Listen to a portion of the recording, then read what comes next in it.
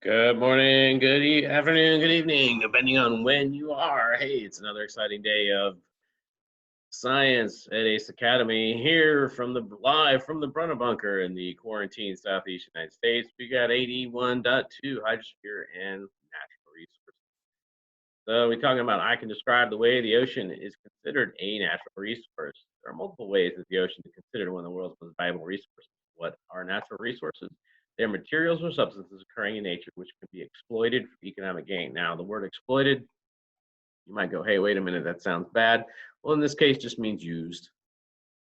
Um, and once we use it, it's kind of used up. You're not being able. It's not like borrowing something and putting it back. Exploited means you take it, you use it. It's used. So one of the easiest resources to understand for considering the oceans is fish. Fishing's been around for nearly forever, and oceans provide about 16% of the world's protein intake. In developing countries, this number is much higher, as fishing is a fairly low-tech activity accessible to most populations that have access to bodies of water. So again, think about it. So if you're in a poor, less wealthy, less technologically adapted nation, pretty much anybody can grab some sort of stick, throw some string on it with a hook on the end, dig up a worm, and go fishing. So um, it is something that occurs a lot more in different parts of the world that are less advanced than others. Um, so for that number, 16% is the world average. So in a poorer country, that fishing provides a much higher percentage of the protein that is taken in as food than in other places. And then go back to the upwelling issue. We talked about upwelling. So in areas where there's upwelling occurs, there are large developed fishing industries that provide not only food for the locals, but much of their entire country's populations. In fact, the industry provides so many people jobs in the nation with an exportable good because they catch enough fish. It's like, hey, well, everybody's got as much fish as they want here. What do we do the rest of this? Well, we sell it to other people outside of our country. And when you do that, you export it, and then they sell it, and then they bring money in from outside the country. It's a great thing for local economies. How do we think we get these little round cans? They're about this big, about that tall, of tuna. That's not caught here in the United States for the most part. That comes from other places. Um, but that's how fishing and using of the ocean's natural resources can lead to economic gain in different countries that do it. And those places where your country happens to be associated with an offshore upwelling, guess what? You have a built-in natural resource for your country, and it provides jobs and money coming in for the country. I mean, it's a big thing. And then beyond fishing, there are other things that are harvested for economic gain: shellfish, crab, lobster, oyster, shrimp, seaweed, and aquarium fish, to name a few. The ocean provides a veritable bounty of edible organisms. Um, so we get all kinds of stuff out of the ocean as a natural resource. And one, of course, might wonder what happens to the food chains and food webs in the oceans that with humans taking so much out. Some places it seems as if the ocean is a never-ending supply of organisms. In others, there have been catastrophic collapses of marine populations to the point of fishing that has become either so unprofitable or that all the fishermen move somewhere else or a government has stepped in and try and save what's left. That happens. You can overfish an area, you can overfish a population, and then you go out fishing and you don't catch anything. It's like, well, because it's all been caught. So governments and like places like the United States and first world countries have stepped in their areas that they control and saying, hey, you either can't fish for this type of fish, or you can't fish in these places as we've nearly fished them out. And so they kind of goes back to the old idea of crop rotation.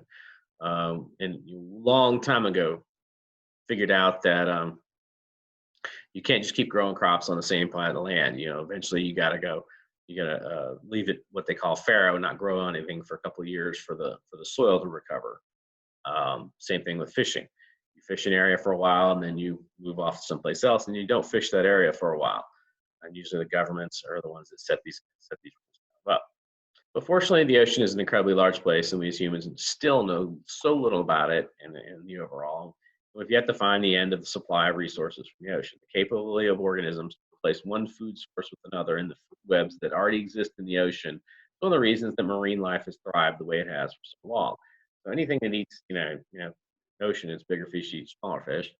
Well, there's so many different types of smaller fish and so many different places that smaller fish exist that even if we as humans take that one type of smaller fish out, there's still other types of fish to eat.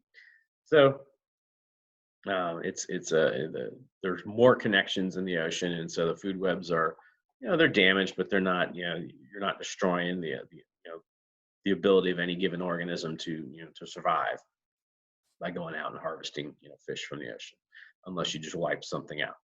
That's the whole story.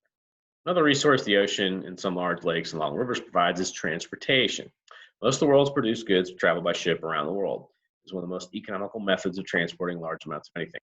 Bulk freighters that carry millions of barrels of oil. Look at this thing right here, where it says here's the Queen Elizabeth II, which is a large passenger ship, the Eiffel Tower, the Empire State Building, and then the biggest thing, 458 meters long, the Yar Viking. Was a oil tanker that ran for over 25 years. Eventually, ships, just like anything else, like cars, wear out and end up in the junkyard. Well, ship junkyards they don't just pile up these ships because that's how big they are and how much steel is in them. They dismantle them and recycle the steel.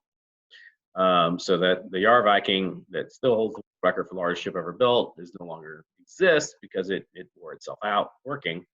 But there's other ships that are still over 400 meters long. They're still doing the same thing, defying the seas, and up to 400,000 tons of iron ore. So this ship over here is called a bulk freighter. See these squares on the deck? Those are hatches that go down into holds. And so what this ship carries is this stuff over here, which is iron ore. So these are the Vale class carriers that run between South America and China, carrying iron ore from the mines of South America to the metal industry in China, keeping China well supplied with iron ore. And they haul over 400,000 tons of ore every time they get loaded up. That's a lot. So, and again, you can see how massive this ship is. So, and then you have container ships, we load things into, containers, which are, if you look at the back of an 18-wheeler, the truck on the back of it, most of the time these days, that thing is a container, not just a trailer that's permanently attached to those wheels. So those containers can get pulled off those wheels, loaded onto ships, and moved all over the planet. They put them on railroad cars as well. But in our case, we're talking about, the ocean shipping. And so they've created larger and larger and larger vessels to haul these containers back and forth. So it's gotten to the point now where, you can pay, it's only a couple $100s to ship a container like this from one side of the ocean to the other. Because when you carry 10,000 of them, it pays for the ship and the fuel and the crew and the profit for the company as well. So the cost has gone down remarkably to be able to get things from point A to point B around the planet by ship. So and again, so that's a couple $100 per container. Then when you realize how many things are in the container, it's down to the point where it's almost like half of a penny to ship that item between China and here. So that's why the sea is seen as such a valuable natural resource in the shipping industry.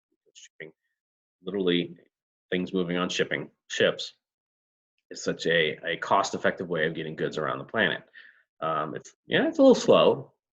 These ships only move about 12, 15 knots, but they keep on chugging, and they can cross the ocean in about 2 weeks or less, get their cargoes on and off, and then turn around and go right back and pick up more. Anyway, so again, it's kind of a short lesson on natural resources of the ocean. We'll talk about natural resources tomorrow, or not tomorrow, on Monday. But real quick, but it's a part of what we need to know, and the part of how how we use the oceans to do things as humans. Anyway, hope everybody has a great weekend. I hope you enjoy the last couple of days here. We're they're supposedly going to be out of this on May 8th, but we'll see. But anyway, have a great weekend, and we'll catch you on Monday.